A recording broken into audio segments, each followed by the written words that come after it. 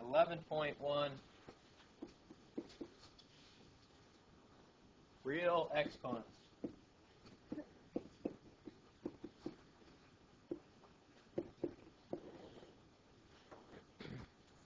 We need to review the laws of exponents.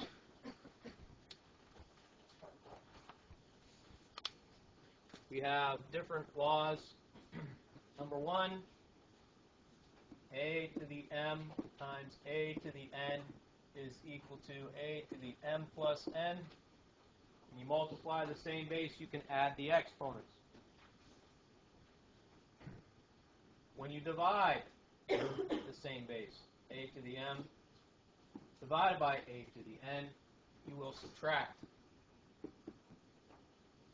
When you have an exponent to an exponent, a to the m to the n, you multiply.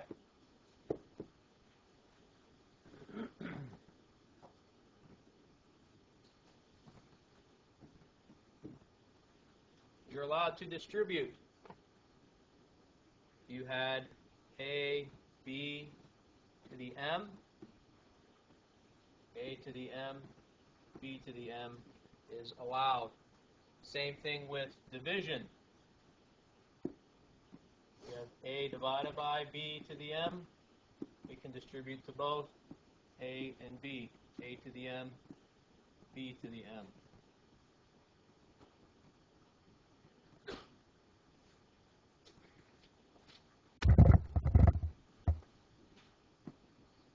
Anything to the 0 is 1.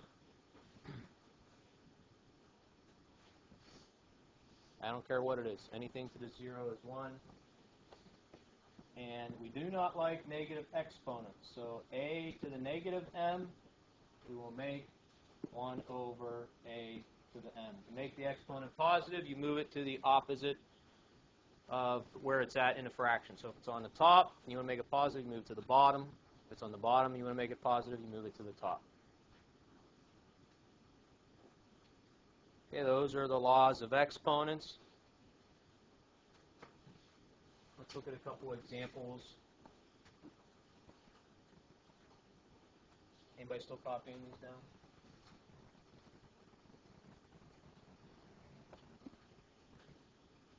All right. Example.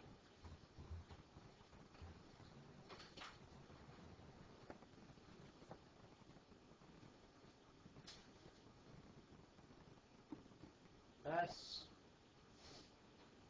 square t cubed to the 5th. What can we do here? We can distribute. And when we distribute, we'll have an exponent to an exponent, so what must we do? So we should immediately go to s to the 10th, t to the 15th. All right? Any questions on that?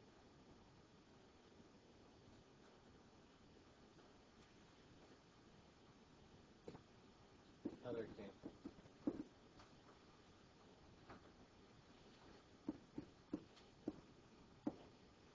X cubed y over x to the 4th to the 3rd.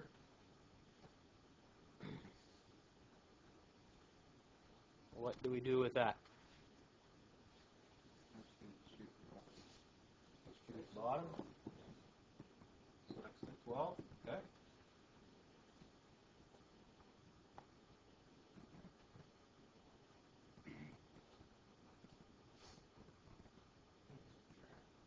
Subtract. Okay, so what do you get? Well, I didn't hear you. Next, x to what? On the top or bottom?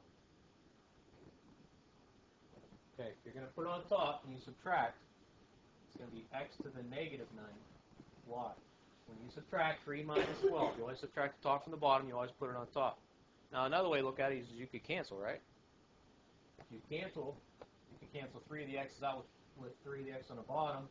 You'd eventually end up with our answer, y over x to the 9th. We have a negative 9. We don't want negative exponents. We can move it to the bottom. So I don't care which way you do it, but subtraction is what allows that to happen. A lot of people call it cancel. Okay. Let's say this goes with this, 9 left over, and that would immediately take us to that. I'm fine either way. If you subtract and move it, but remember, if you subtract, it goes to the top. Any questions on that?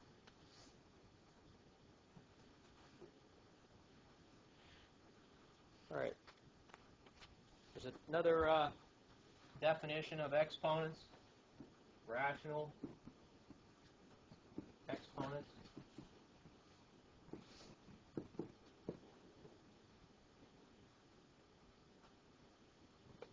B to the m over n. So if our exponent is a fraction, there's two ways that we can write this. Have you guys ever seen that before? No, not really? Okay, good. The top part is the exponent as we would normally think of it. The bottom part actually represents a radical or root. So we're going to say the n root of b to the m, or the n root of b to the m. Either one is fine.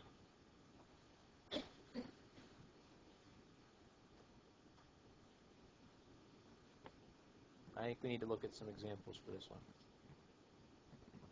So whatever that number is, n, if it's a 2, it would be a square root, right? 3, cube root, and so forth.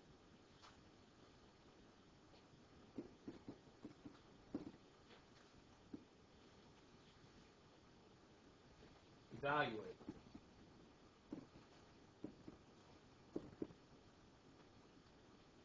Part A.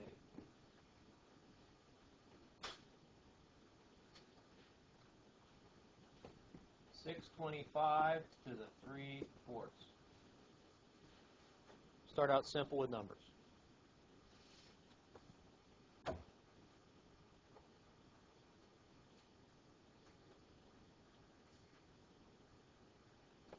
That means the same thing as the 4th root of 625 cubed. You want to put it on the inside. Put it on the outside. Doesn't matter where we put it. Which one would you prefer? Outside? Oh, no. Doesn't matter. Put it on the outside. 625. Is that something we should know?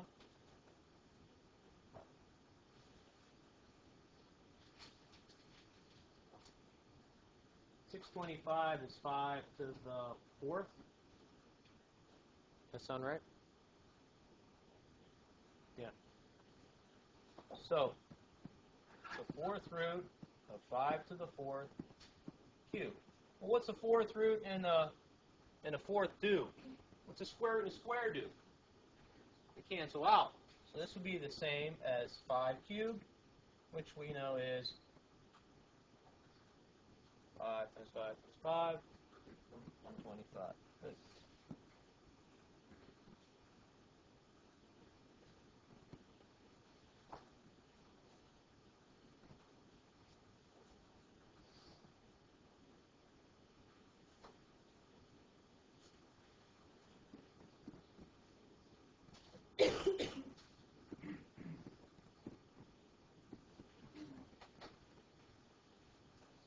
Any questions? All right, what are we going to do with this one?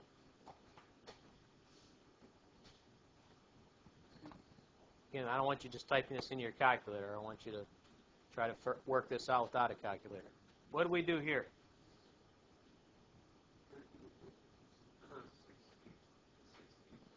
Absolutely, we can subtract. All right? You subtract, it's 3/4 minus 1/4, or 16 to the 2/4, or 1/2.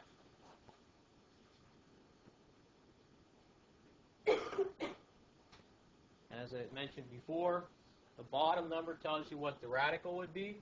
So this would be the square root. We don't write it to. It's understood. Of 16 to the 1. We need to write the 1. No. So what's the square root of 16? 4.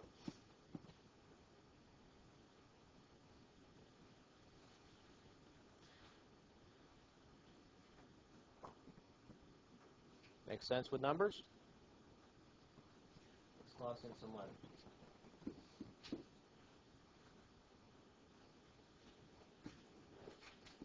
Cube root.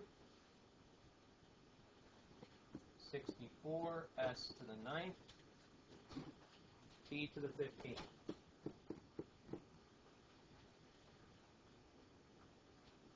Now I want you to write this as exponents. So what's that cube root mean?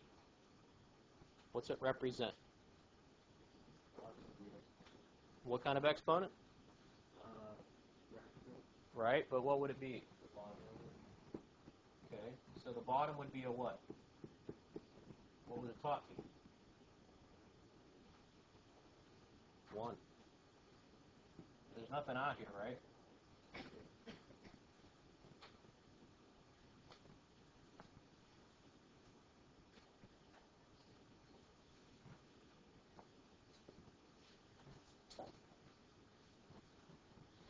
We can distribute that 1/3, right? So 64 to the 1/3 s. What do we do? We distribute. Exponent to an exponent, what do? So what's 9 times a third? 3. That's correct. And what's t to the 15th to the 1/3? What's 15 times a third? 5. Beautiful. Can we reduce this? 1/3 is the same thing as the cubed root. So what number times itself 3 times will give you 64? 4 is correct.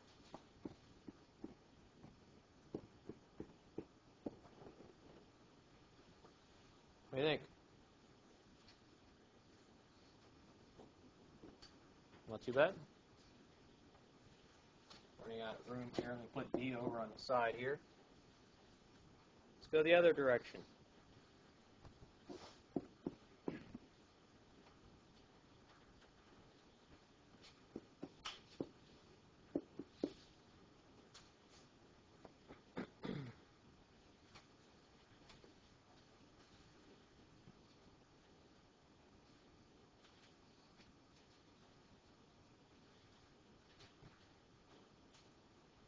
I want you to write this in the terms of a radical.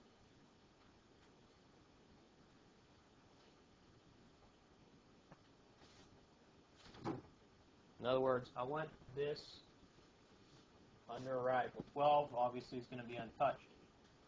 I want that part under a radical. How do I get to that?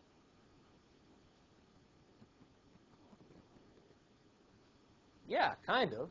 You're not going to add them together, but we would definitely want the bottoms to be the same. Okay, so what can we make the bottoms to be if we have a 2 and a 3? 6. Okay, cool. So 12x, we want this to be over 6, and we want this to be over 6. What's the equivalent? 2/3, something over 6. 4/6, okay. And how about over here? 1/2? 3/6. Very good. So what's my radical going to be? Is that right? Is it going to be a cube root? No. What's it going to be? It's going to be a 6th root. Very good. 6th root of what? X to the what? Y to the what? 4 and 3. That's right. Very good. So the 6th root of x to the 4th y cubed. Very good.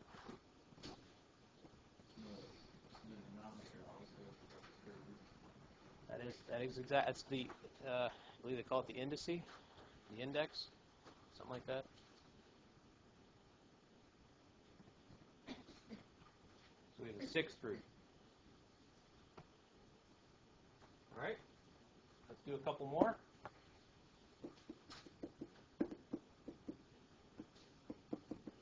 All right. We're going to simplify this one.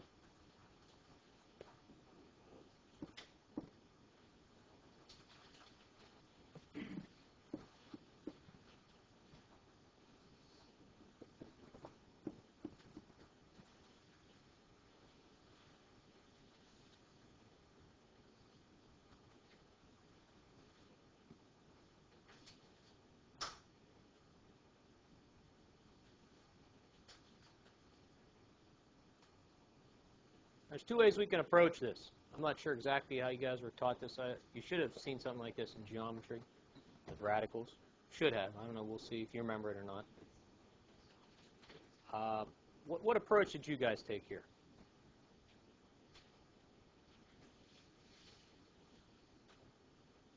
Simplifying these.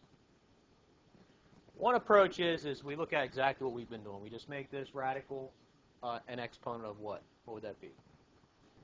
It's an understood 2, so it would be r to the 7th, s to the 25th, t to the 3rd to the 1/2. Radical. Square root's of 1/2, right?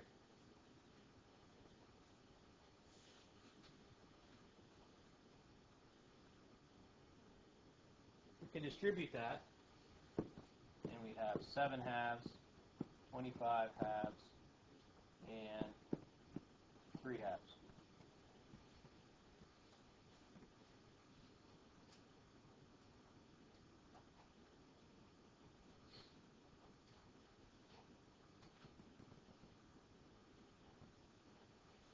How many, can I make a whole number out of this?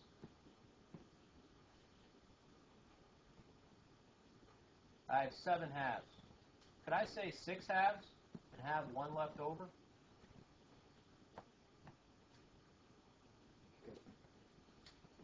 Isn't that more or less what we did with the law of exponents? Whenever you add together, can't we also separate them?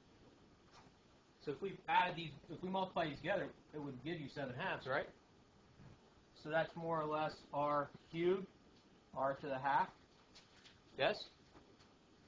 Okay, well, how about, can I do 24/2 here? Right, now you're catching on. There's 1 left over. So it's going to be s to the what? 12, with s to a 1/2 left over. And here I could pull out 2/2, leave 1 left, or t to the 1, or t. Now let's leave it 2 over 2, actually.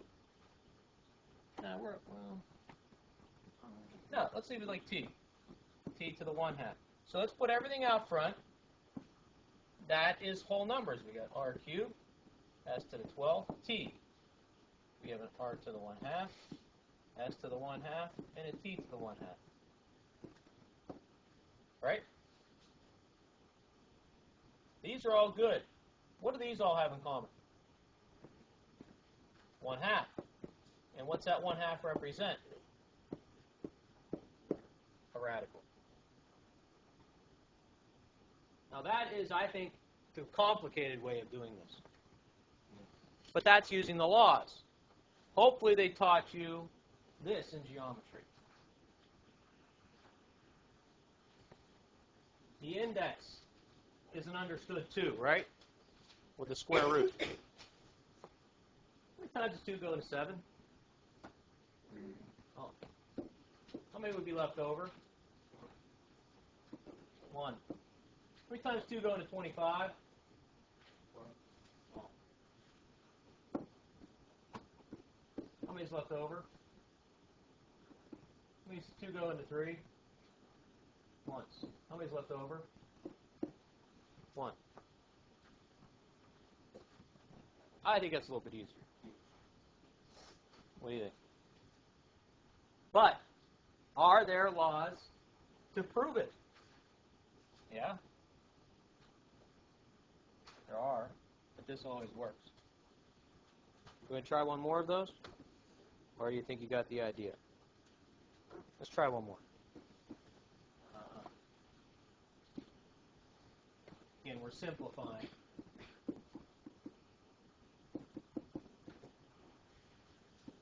We'll keep it simple with a square root again.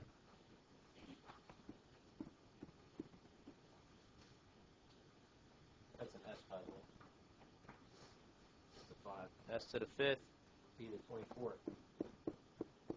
So, you understood 2 goes into 7 how many times?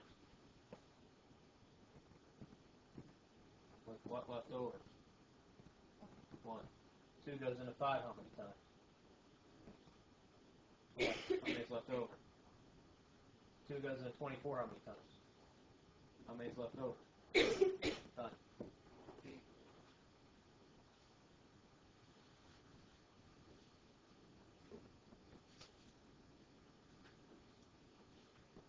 What do you think? Simple, right? Okay, good. All right, last one.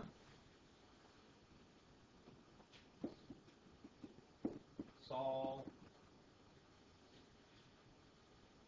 734 equals x to the 3/4 plus 5. What are we solving for? What do we not know? X. Let's find out what it would be. What should we do first? Subtract 5. Minus 5 minus 5. What do we get? 729 equals x to the 3/4.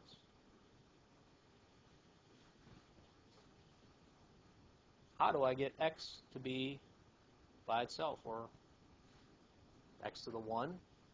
Right? Wouldn't that just be a plain old x? What do I need to do to make it a plain old x? Remember, I can do anything I want to both sides. You're saying what? Not really times it. We're going to do what to both sides?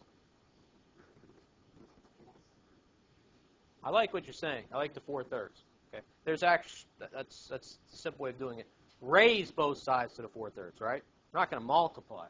You're going to take that as an exponent. So 729 to the 4/3 equals x to the 3/4 to the 4/3. Now, why is this going to work? Because when you take an exponent to an exponent, you multiply. So I got 3 times 4 is 12. 4 times 3 is 12. 12 over 12 is 1. So we have x. Now we just have to deal with this 729 to the 4/3. What does that mean? Cube root of 729 to the 4th.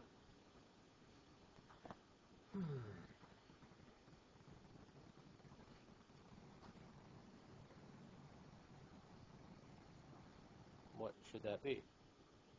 What cubed would be 729?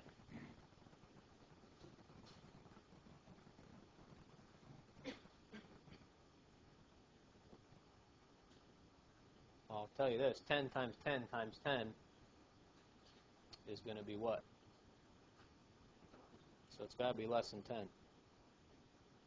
Yes? 9? Exactly. 9 is 729. 9 to the 4th.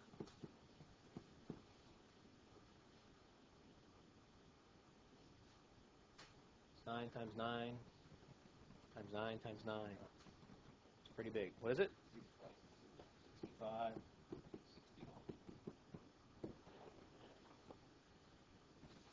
What do you think? Now, we probably could have, or allowed to use calculators, typed in 729 to the 4/3. Your calculator should handle a radical exponent or a rational fraction exponent. Okay? Are there any questions?